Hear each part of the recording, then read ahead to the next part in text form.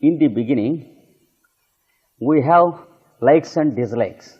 It's quite natural because our mind is not purified of the three qualities, that is dynamism, inertia and poise. Every mind is inclusive of these three qualities, and when these three qualities are working in the mind, automatically the mind is bound to have motives.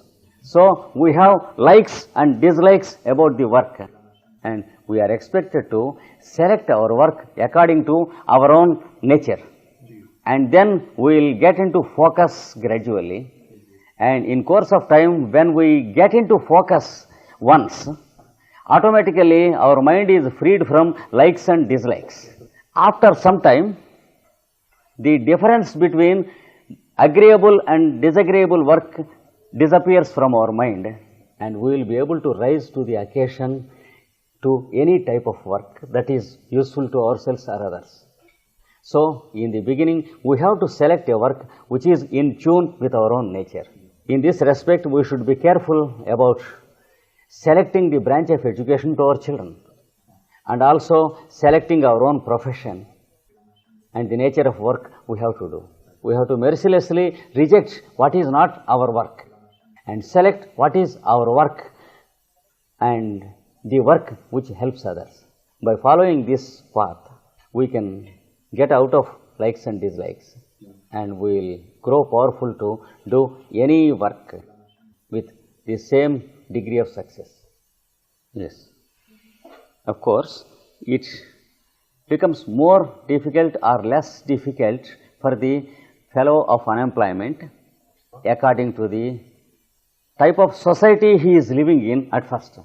If the society has very strong convictions about employment, then the shell of individuality is very hard, and it gives a cruel suffering to a person suffering from unemployment. But in a society where there are no strong convictions about the complex of employment, one can stand on the street and begin to do something useful to others, and automatically whatever he wants comes to him, as long as his work is useful to others. So, there is no problem to the person who begins to work where he is and from where he stands. The process should be then and there.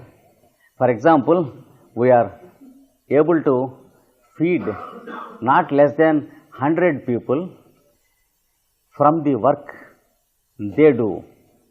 We propose work to people, and they do the work, and they live by the work they do.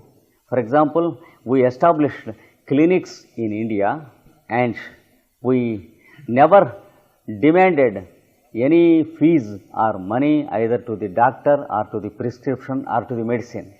We began the experiment openly in the street, and there are 100 people who are benefited, and more than 50 of them came forward and began to imitate the same thing. When I started with 50 francs from my pocket, automatically within 3 months there are 50 persons with 50 francs each from their pocket, and there was medicine for 500 people. After 1 year, there was medicine and doctors for 5,000 people. Now we have more than 100 clinics, each serving hundreds of people with wonderful results, where the patients are treated free of cost, but yet where the activity gains so much amount from the pockets of the voluntary donations that we are able to appoint 100 and more people as doctors and their helpers.